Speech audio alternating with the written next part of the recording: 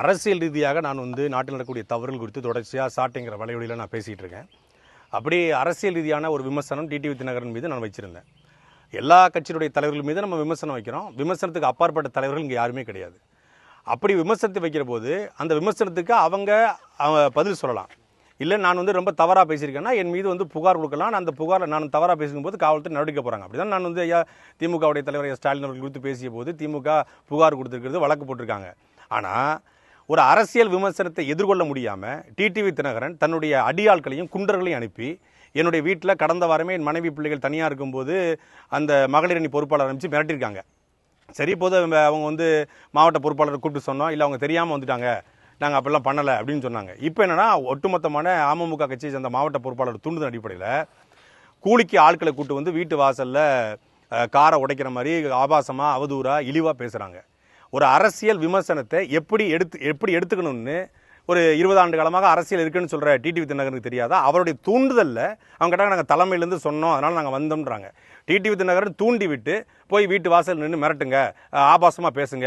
அப்படி ஆபாசமாக இழிவாக பேசும்போது வீட்டில் கூடியவங்க அக்கம்பத்து வீட்டார் அவங்களை அவமானமாக நினைக்கிட்டோம் அப்படின்னு சொல்லி நான் வைக்கிற கருத்துக்கு எதிர்கருத்து வைக்கணும். இல்லை நான் கேட்குற கேள்விக்கு பதில் சொல்லணும். அதை விட்டுட்டு வீட்டு வாசலில் கோலத்தனமாக வர வேண்டிய அவசியம் இருக்குது. இதுதான் உங்களுடைய அரசியலா? இந்த மிரட்டல், இந்த உள்ளுக்கு நாங்கள் பயந்துருவோமா? ஏங்க இந்த கட்சியே திரையிலேருந்து உருவாகலை, சிறையிலேருந்து தான் உருவாச்சு. எங்கள் அண்ணன் சீமான் ஜெயிலேருந்து அந்த கட்சியை ஆரம்பித்தார். அப்படி ஜெயிலேருந்து தான் நாங்கள் ஒவ்வொருத்தரும் இந்த கட்சியில் அடையாளப்பட்டுருக்கிறோம். நீங்கள் வீட்டு வாசல் 4 பேர் கத்திட்டா நாங்கள் மிரண்டு உருண்டு இந்த அரசியல் விட்டு பின்வாங்கி நினைக்கிறீங்களா? டிடிவி தினகரன் நான் கேட்க எங்களுக்கு எதிரி கிடையாது. நீங்கள் உங்களை எதிரியாக நான் நினைக்கிறேன். நான் ஒரு கேள்வி கேட்குறது கேள்விக்கு பதில் சொல்ல வக்கு இல்லாமல் நீங்கள் ஆட்கள் அனுப்பிச்சு மிரட்டினா இது எந்த மாதிரியான அரசியல்? காவல்துறைக்கு நான் புகார் அளிச்சிருக்கிறேன். காவல்துறை நடவடிக்கை சொல்லியிருக்காங்க. கிட்டத்தட்ட 1 மணி நேரம் இந்த தெருவில் உட்காந்துக்கிட்டு அவங்க கலாட்டம் பண்ணுறாங்க. யாருமே கட்சி பொறுப்பாளர் கிடையாது, எல்லாமே கூலிக்கு கூட்டு ஆட்கள். அப்புறம் கட்சி பொறுப்பாளர்கள் அங்கே தெருவில் நின்றுக்கிட்டு அவங்க ஆட்களை இயக்கி இது பண்ணுறாங்க. இது வன்மையாக கண்டிக்கத்தக்கது. காவல்துறை இதன் மீது நடவடிக்கை சொல்லி உறுதி அளிச்சிருக்காங்க. எதுக்கு மன்னிப்பு கேட்கணும்? நான் தவறு செஞ்சிருந்தா மன்னிப்பு கேட்கலாம், அவதூறு பரப்பை தான் மன்னிப்பு கேட்கலாம். நான் கேட்குற ஒரே ஒரு கேள்வி தான், இன்னைக்கு அம்மாவுடைய செல்ல பிள்ளை அம்மா மக்கள் முன்னேற்ற கழகம்னு பேர் வச்சிருக்கீங்கல்ல, 75 நாட்கள் அப்பல்லோ மருத்துவமனையில் அம்மையார் ஜெயலலிதா அவர்கள் உடல்நிலை செல்லாமல் இருந்தபோது டிடிவி தினகரன் எங்கே போனார்? இந்த கேள்வியை கேட்டேன். அவருக்கு வலிச்சிருச்சு.